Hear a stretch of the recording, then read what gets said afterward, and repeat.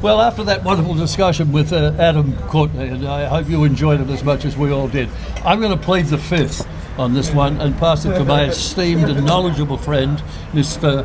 Vincent Crabs, to start the ball bouncing on this one. Vinny? Now, ladies and gentlemen, you know Ross Kemp. Everyone knows him. He's had his face on the post office wall for a long, long time. Our new man here is Stephen Alexander. Hello. Now, Stephen's, believe it or not, despite the way he's dressed and he looks, he's in fact a criminal lawyer. You wouldn't believe it. Would you want this man to defend you in court? Maybe. Let's maybe ask not. him. Lots of people do. Oh, yeah, good, yeah. And you shouldn't judge a book by its cover, should you, Ross? No. Absolutely. That's a very good point. Yeah. He's very smart, very talented man. So tell us, Stephen, Fauci pleading the fifth. Extraordinary. Why? 111 times. 111 times, Ross. What is the colour of the carpet? Plead Plead the fifth. On the advice of legal counsel, I choose to exercise my right But to remain silent. you know the reason, right? I You know know the the reason reason. why. And the reason is, Well, it's a perfect answer.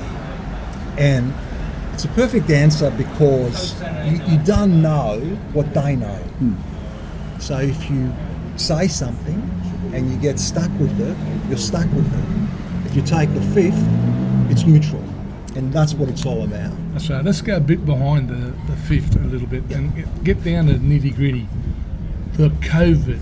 Was COVID invented for the vaccine, or was the vaccine invented for COVID? Is that what he's hiding? Well, that's a very good point. In my estimation, I believe that the vaccine was not invented for COVID, but COVID was invented for the vaccine. And if you understand that, it all makes sense. And that's why he's pleading the fifth, eh? I mean, what other reason would there be Well, it's to not reveal the truth? it's an extraordinary set of circumstances. But Stephen, from my point of view, if I may, Yep. how many times, surely there must be a top out, how many times you can plead the fifth? Surely the head of that board, the judge, must say, sir, you've overgone pleading the fifth. Surely there must be a cutout. You can't sit there for 3 days saying I plead the fifth. Well, you can. Well, It's a given right. In New South Wales, for example, we have the right to remain silent. Exactly the same thing. And interestingly enough, if and when the police pull you over, the first thing they say is, anything you do or say may be used in evidence. You've got the right to remain silent, and that's what people do, and that's what people must do. Is that your advice? Take the opportunity to say nothing? Well, When should you cooperate and when should you say nothing? it's a very good question, but to answer it, I've got to take a few steps back. Yeah. When the police are investigating a crime, they have obtained evidence, statements, CCTV footage, but you don't know what they have. All you have is we're investigating a robbery, and if you want to give a record of interview or not. If you stay neutral and say, on legal grounds, I exercise my right to remain silent, it's neutral. Eventually, the police have to give you the evidence. They have to serve the evidence. Then you can assess it, analyse it, and make informed decisions. But if you do say something, you're stuck with it. And if it ends up being incorrect, not necessarily untruthful, but incorrect, you're still stuck with it. So you got to readjust your strategy. But if you're neutral, you can make informed decisions once the evidence comes in. So you're a sponge, you're absorbing everything, and then you make decisions. Stephen, may I ask this? We had a guest on last week that Vinny questioned a little more than I did, and I think Ross did as well. I think Vinny did most of the chat on that one. He said he was fitted up a bit by the cops, that what they were saying, that was the element, wasn't it? Well, he's saying the cops were unfair in the way they interviewed him, the way they kept putting the case over, because it meant that he spent more time in jail, like, you know, anyone cares. Whereas Vince explained to us that in the whole history of the New South Wales Police Force, the police have never once stepped over the line. They Never have been naughty always boys. followed That's the right. rules of evidence. That's right. They've never planted evidence. They've never fitted a bloke up. They've never sought to intimidate a bloke or stand over a bloke. Absolutely. And we're just so They grateful. are people of honour. People of And they are there Yeah. to protect the people of New South Wales against these thieving, murdering criminals. Did you ever use a yellow pages on a plate in the back room of the police office? No, Now, just listen, not to break anything. Listen. No, sorry. You I know, just you was a know- bit distracted. You know that the police are on your side, On my side, right? on my side. Yeah. Isn't It's that funny. right, Stephen? I mean, you're a lawyer. Can I just say this, in fairness to the police, they actually do give you the opportunity and advise you to remain silent if you so Absolutely. choose. And that's So- the first thing So police that's the want you first to thing do. they say. Yeah. So, in fairness, the police are being very fair with you. Because if you exercise your right to remain silent, that's the end of it. Yeah. It And doesn't go nine any ti- further. They might charge you, they might not. They might investigate further, they might not. But at the end of the day, it's neutral. If you choose to participate, they're entitled to ask questions. As in America, Stephen, can I, if a cop, say Vinny pulled me up, can I say I want to phone my lawyer or I want to phone someone? I think in America they call that their Miranda rights. Yes, Yeah. you're entitled to. Can we telephone do your that lawyer. here? Yes. Okay. Hang on. the- If you get pulled up by the cops and he says to you, "Give me your license," Yeah. you have to show him your Well, license. that's a traffic matter. You Yeah, have to no, identify- but you know, you shouldn't look. Steve, you're a lawyer, right? You know that there are certain rights that the police have to ask you to do certain things, and you can't keep saying, "I want to refer or want to call my lawyer." If you get pulled up in a traffic matter and there's a traffic issue that concerns you, and they ask you to produce your license, Yes. you have to produce your Yes, license. you do. by law. Absolutely. Yeah. You know, you can't go like there's no Miranda Do you have rights to here. produce if you know your license number? Like I know my license You number. have to produce your You license. have, have to to- produce yes. a license, mate. But it can be an electronic It could copy. be a digital one, Yes. of course. Yeah. But you've got to produce some type of ID to say that you're entitled to drive a car on the public street. Okay, well, let me ask you this. In the case of Fauci, Yes. okay, it appears from all the evidence that Fauci participated in a deliberate program of deception to suppress evidence of injury and to inflate from the vaccine and to inflate the efficacy of the vaccine against infection and transmission. And there was a very systematic, deliberate program of lies, which looks like now could have caused more deaths in total breach of the Nuremberg Code of voluntary consent. Yet, Fauci is not facing a court. He's being examined by the Congress and pleading the fifth. But he actually is enjoying an apparent immunity, which is granted to him for over 10 years, which raises the question, is the criminal justice system fair in terms of who gets charged and doesn't get charged, in terms of who gets convicted and doesn't get convicted, and in terms of what sentence people get? Is it fair? The short answer is yes. At the end of the day, to answer your first question, the prosecutor decides if someone's to be charged or not. The evidence determines if someone is convicted or not. And a judge who's appointed on merit determines what, if any, the penalty should be. So, overall, it is a fair system, and there are a lot worse systems than, for example, our system or the American system. But in the end, it all comes down to what evidence is admissible and what can be proven.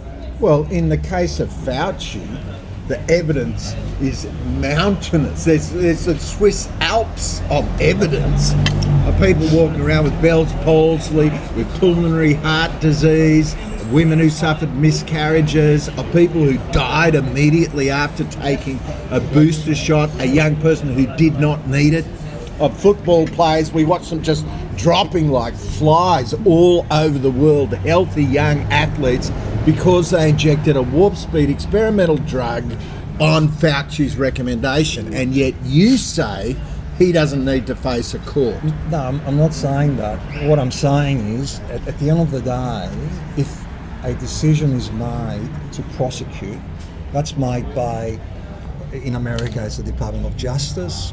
Here, it's the Director of Public Prosecutions. But it's a little bit more political. And can I just go 2 steps back and come back to around 2015? In 2015, there was controversy as to whether the COVID-19 was invented in North Carolina.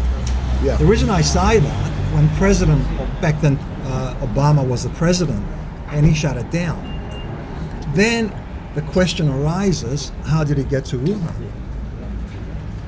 Now, there's a lot of theories, but one of them is that Dr. Fauci engaged a private entity through a grant, and he was taken to Wuhan for further development. Because he wanted China to do the dirty work, which would have been illegal in terms of gain of function research in the United States. Correct. So they turned Ukraine into a incredibly dangerous bioweapons lab, which, surprise, surprise, Vladimir Putin didn't really appreciate.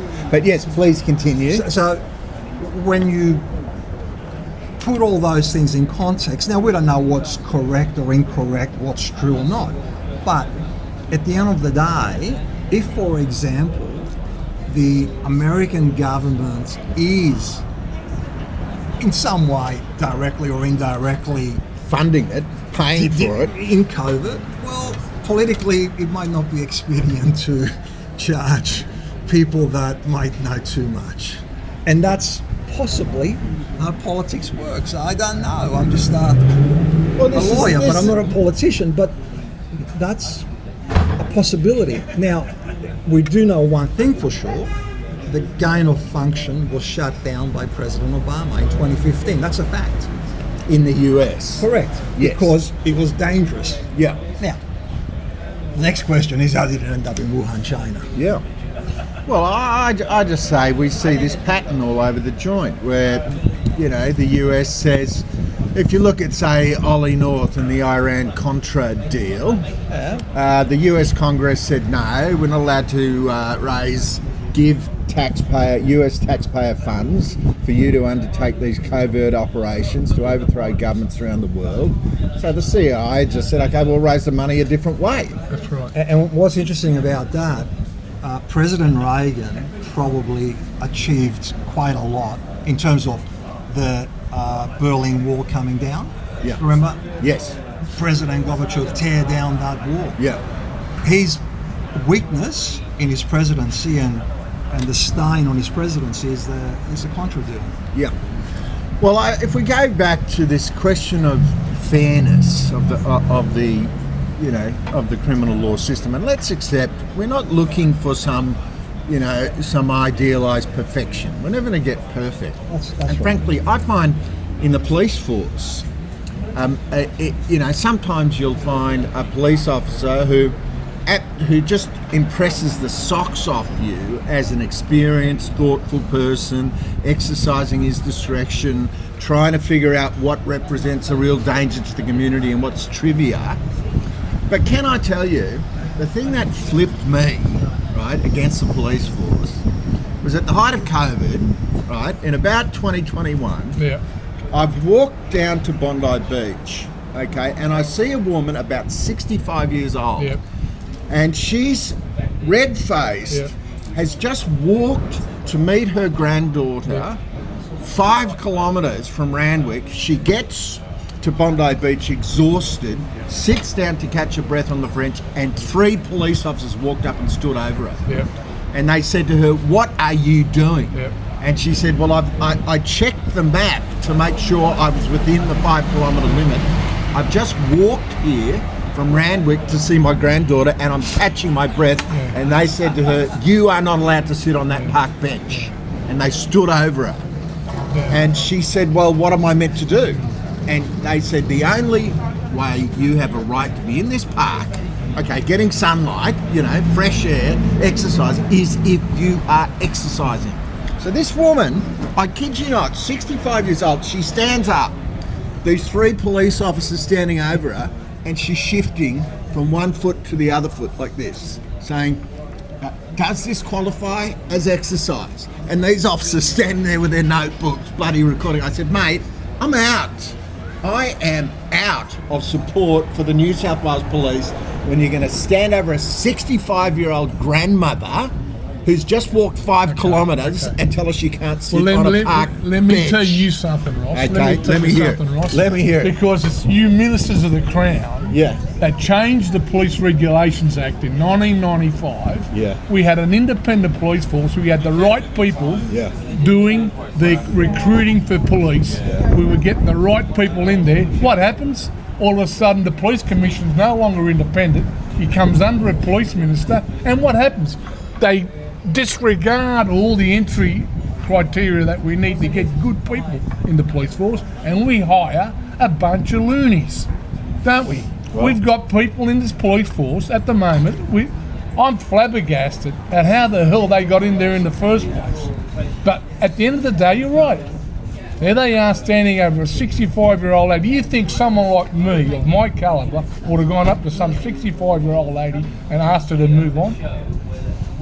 I wouldn't do it. No, I wouldn't I don't do think you it would. because I'm not a dummy. Yeah. And neither was the police in my era. Yeah. They weren't dummies. They weren't all honest. Yeah. Obviously, there were one or two there that gave us a bad name, but in the main, 99.9% were good Australian men and women doing the right thing. Yeah. And all that changed in '95 when they changed the criteria for the police. We've had police using their guns to murder their lovers, and police tasering a 90-something-year-old lady. I mean, I've never heard of any such rubbish in my life. Yeah. Well, look, we ought to ask. And we should ask the ministers of the Crown, why did you do what you've done? I'll tell you something else that really gets to my gut, and Stephen, you should probably defend me here. Right? I don't understand. That's reading the witness. I don't understand why crooked politicians, and there's plenty of them, right? Crooked politicians should come under the investigative gaze of ICAC. ICAC is Why shouldn't we have then treated the same as every other member of the public, come under the gaze of the police? Mate, it's a vote of no confidence in the police. No, it's not. No, it's not. ICAC is No, a it's vote not. of- No, it's Mate, not. It's a protective way of protecting themselves, because who's in charge of ICAC? Another minister. Yeah, another former Labor minister. No, but who's in charge of him?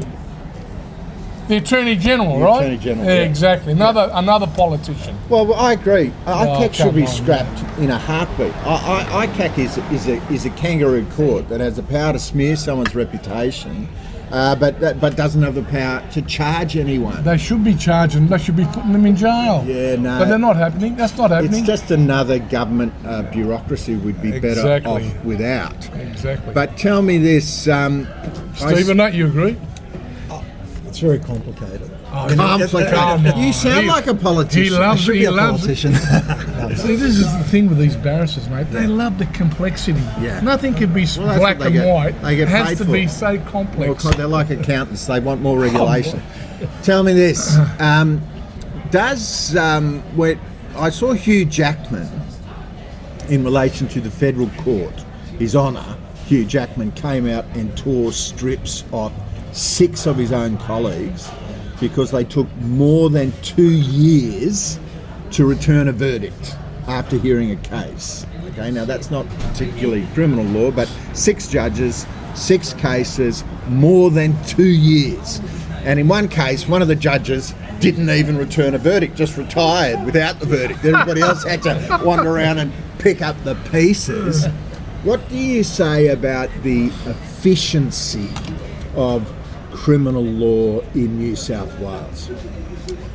It's pretty efficient, to be fair. Yeah. Obviously, I think you're talking about Hugh Jackman's brother, who's a judge, and that's obviously federal court and it's Yes. more civil. But the criminal law system in New South Wales is efficient. There is solid case management, and usually cases come on very quickly. So it's not a bad system at all. Well, there's a reason why it come on pretty quickly, though, isn't it? I mean, a lot of the times the charges are downgraded to a point where the defendant just wants to plead guilty and get the matter done with. Instead of getting 20 years for attempt murder, they charge him with used weapon to avoid apprehension, and he might get a 2-year suspended sentence. Well, again, the discretion's on the prosecutor to lay what charges they it's want. a DPP, mate. That's right. Well, what do you say to those judges who have criticised the DPP for bringing trivial allegations, in particular in relation to domestic violence and sexual assault? You've now got a cohort of judges who basically in different jurisdictions. Certainly, we've seen the DPP in the ACT come under intense pressure, but I think also in New South Wales, where the argument seems to be a culture has emerged of cases with no merit. And certainly when the Pell case, for example, finally got to the High Court, it got smashed 7-0, and the justices said it should never have come to court. And when they said to the DPP, why did you bring it to court? She basically said, our view is any time there's an allegation of this kind, we should prosecute it and let the court decide. So do you think matters which have got no merit are being allowed to take up the time and resources of the courts? Good question.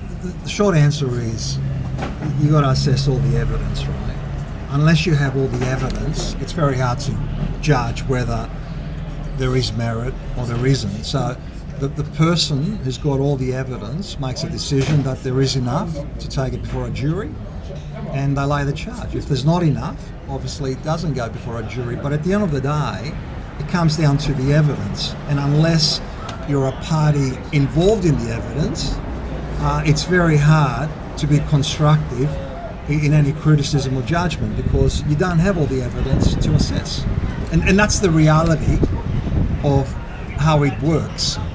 Now, it might be interesting when you get a snippet off a newspaper saying X, Y, Z, but unless you were dealing with all the evidence and assessing it and analysing it, you just don't know. Stephen, go ahead. May I ask just something? I've let this go on, which has been entertaining and informative for me, to make two learned colleagues here, one defending the police force, the other fighting for the Crown. It's been interesting, that little arm wrestle. And I think your refereeing of it has been exemplary. Now, my question, out of field again a little from the debate that's just been had, you mentioned something 10 minutes ago about the changing of a judge in a case. How does a lawyer, barrister, Silk, not like a particular judge because he knows he is not going to be in agreement with... You're talking about shopping. Yeah. How does that happen? Look, it doesn't really. I mean, at the end of the day, I think judges are pretty fair and straight down the middle, in my experience. But at the end of the day, judge shopping is extremely difficult, if not impossible, because...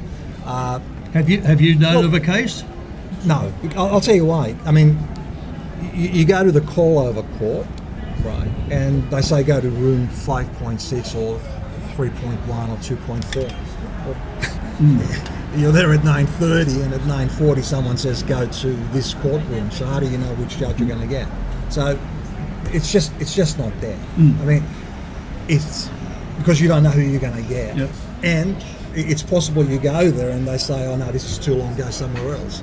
So at the end of the day, it's just not there. Have you ever heard of anything? Oh, yeah, of course I have. And at the end of the day, it was a pretty common practice with a lot of smart barristers being able to get the magistrate or the judge that they wanted. Yeah. And that's true, Ross, right? Yeah, well, I would say my own personal experience of judges has been exemplary. in New South Wales. I agree with that. But I will say this: if I'm glad my name's not Julian Assange, That's Arch. you know, because in Virginia, where all of the sort of whistleblower national security cases are heard, the US government wins them every single time and chooses their jury out of a cohort of people who are all working for the FBI, the CIA, the Office of National Intelligence, and that system seems to me rigged. And you know, it turns out that I would not have agreed to sending Julian Assange to face a trial in Washington DC, not least because we saw, you know, in the case of another bloke named Jeffrey Epstein, what happens if you are a potential serious threat, you know, to the US intelligence apparatus. So, you know, I say my experience in Australia has been good, but I'm glad I'm not some in particular defendants. Julian Assange is an interesting case because he's probably one of the rare few persons who was to be found guilty of telling the truth. So it's just an extraordinary set of circumstances. But when you present truthful evidence that embarrasses the American government and the politicians who got caught out in saying that helicopter shootout was a Taliban, I think they said. I might be wrong, but it was a wedding party. Look, come on. Yeah. You can't tell the truth on that. Well, mate, I'm embarrassing. I'm going to finish because I know I don't want to go on and on. But Keir Starmer, Sir Keir Starmer, as the head of the Crown Prosecutor's Office, went around to the Five Eyes agencies and said, "Can you please find something to charge Julian Assange with? Anything. Find something to charge him with." And so he was charged with rape, you know, by a Swedish court, on the basis that a woman had consented to an interaction and partway through had withdrawn her consent. And they kept him. He was inside the Ecuadorian embassy for 6 years. When the Crown Prosecutor from Sweden finally came out and said, "Look, our constitution actually regards this as cruel and inhumane punishment of a bloke," holding this charge over him because Keir Starmer allegedly, you know, the British common law, the place of Blackstone, the Privy Council, that bastard vindictively attacked and prosecuted and sought to generate charges against an Australian citizen for 10 years. And I just say, Keir Starmer is going to burn in hell. Interesting. But can I say this about just with the Epstein matter, right? I mean, it's controversial, but just say that, and people do say this in America anyway, is that out of the Epstein files, a war of choice, a war of aggression commenced against Iran, yeah? Yeah. And think about this, before the 27th of February, the Straits of Hormuz was open for everyone. Now it's shut. There was a regime change. Did that come about? Maybe not. Did the nuclear dust found? Maybe not. Were the ballistic missiles destroyed forever? Maybe not. Were the Houthis and the Hezbollah stopped from interacting with other countries in the region? Maybe not. So, Well, you know, that's how politics works. Well, you know, you mentioned the politics Epstein files, works and that here we are. way. But why is it? One of the, you know, Prince Andrew is basically my favourite member of the British royal family. Okay, and one of the reasons is, I think, only one bloke suffers. They pick out one victim. You know, it's basically Prince Andrew and Ghislaine Maxwell. Everyone else in the whole ecosystem is scot-free. Well, you need and a I say, scapegoat, right? that's not fair. Well, you should ask yourself this question. How does a pimp get charged and the people who participated in the event not get charged? And apparently there's thousands of videos of these people doing things. Stephen, I'm going to thank you. thank you. for a very interesting, informative chat we've just had. And I love the banter between these two. Oh, I don't- they go off, The, that's for the sure. copper and the crown, it's great. But thank you. And That's I my think pleasure. I think this is opening up for a second round of this. Oh, yeah. Because it's so interesting what you've got to say, and I thank you for it. I appreciate that, thank you. And I thank you two guys for having a bit of a spar, a bit of an arm wrestle there. Almost. Pleasure. So thank you Thanks for very being much, with us Thanks, today. Join us, subscribe to us, do anything you want, but follow us, please.